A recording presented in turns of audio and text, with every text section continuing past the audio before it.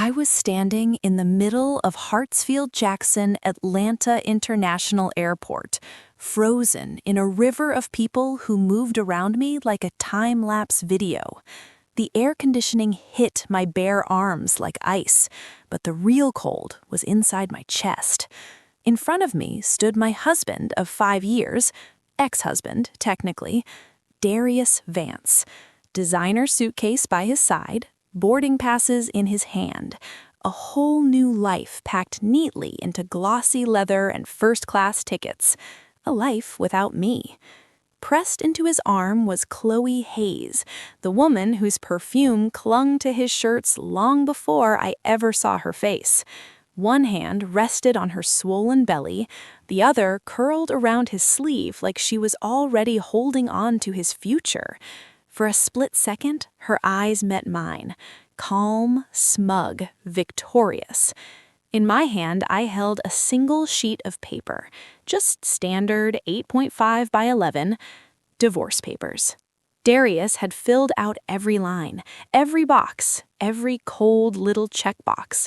All that was left was my signature, like a tiny gravestone at the bottom of our marriage.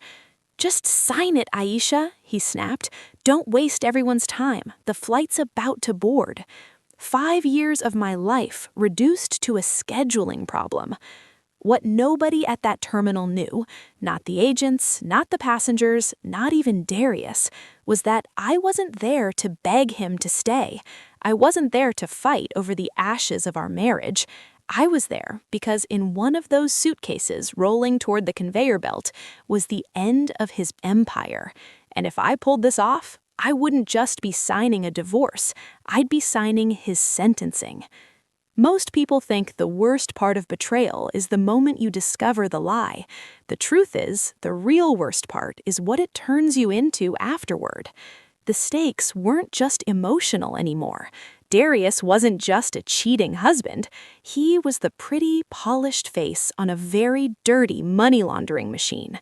And I had proof of it, in play at the world's busiest airport. If I failed, he'd vanish into another country with his mistress and their unborn son, and I'd spend the rest of my life looking over my shoulder, knowing demons in suits were still out there. If I succeeded, I'd blow up a criminal network and maybe put a target on my own back. So here's what you're going to see in this story: how a woman who gave up everything for a marriage turned her heartbreak into a blueprint for justice.